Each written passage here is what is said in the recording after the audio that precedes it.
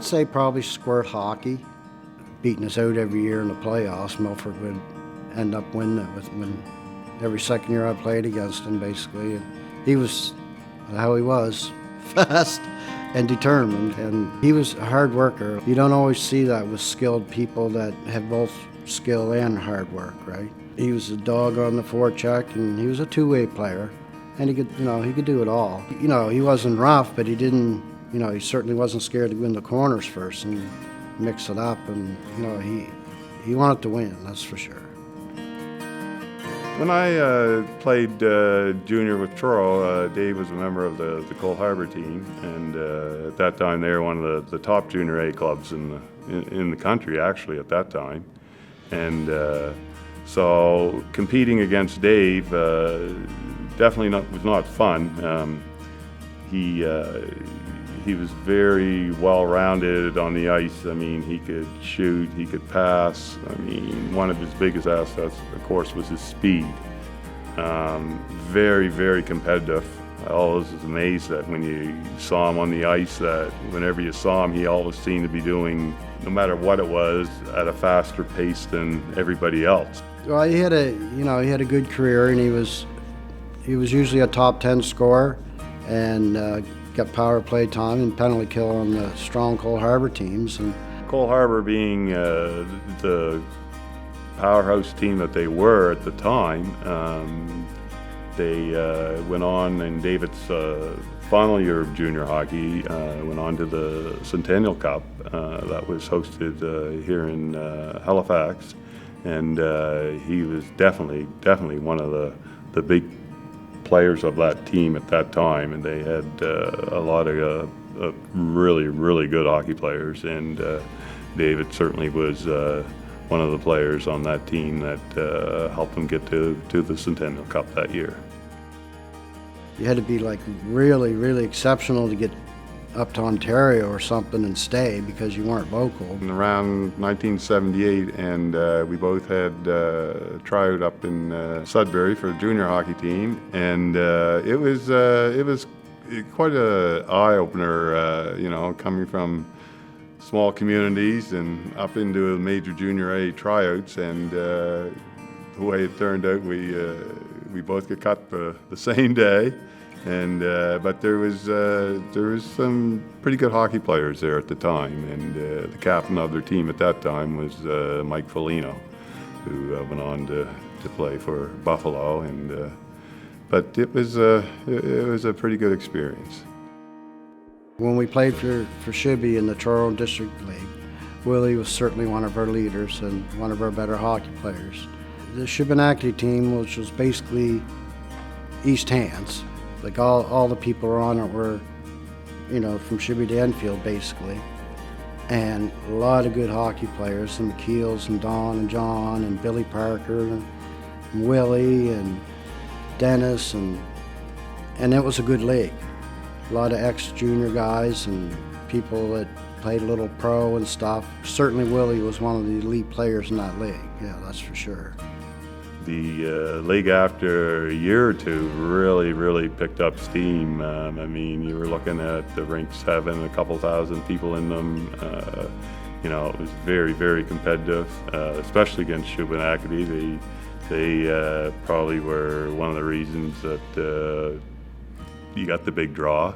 We won 3 consecutive titles in the Truro District League, which Davey Williams, he would have been right at the top. Steve McKeel, they would have been the offensive players, which we had a great offensive team. Back then, it was quite physical in that league, and he never shied away from any of it. As I said, he was hard to hit, but if he did get hit, it didn't bother him. And he'd get up and he just carried on his game. And he was a big part of the Shubby's success in the district league. We always had teams in Shibby, and Milford was kind of in and out. And as we got older, like say 13, 14, and Shibby and Milford are side by side, and his mom and dad were from Shubenacadie basically, and so as us guys from Shibby got to know guys from Milford. We had a midget team. Asked him if he wanted to play on our midget team, and that's how it started. And then the next year, I believe, is when we had a juvenile team. And Dennis Peterson coached us. I can remember coaching Willie when I think we had the juvenile team in Shubenacadie.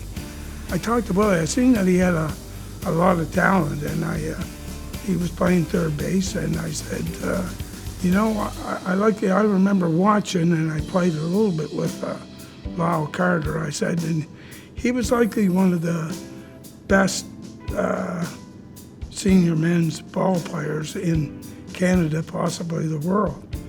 And I said, but you know what? I said, if he had a sacrifice bunt hit his way, and it was a one-hopper, he'd always throw it to second. And I never had to mention that to Willie again. Every opportunity he had, he would take that guy at second. And that just goes to show you that he could pick up things very quick. Well, when we won the senior championship in '85, Willie was one of the top players and the third baseman on the team. When Willie first came up to senior, I guess one thing that worked for him or against him was his ability to play anywhere. But once he settled into third base, that was his home. And as he played and as he got older in ball, he got better offensively and defensively. Like, he just kept getting better.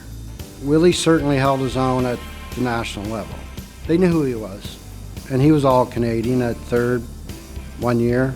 Well, to be an all Canadian, you have to have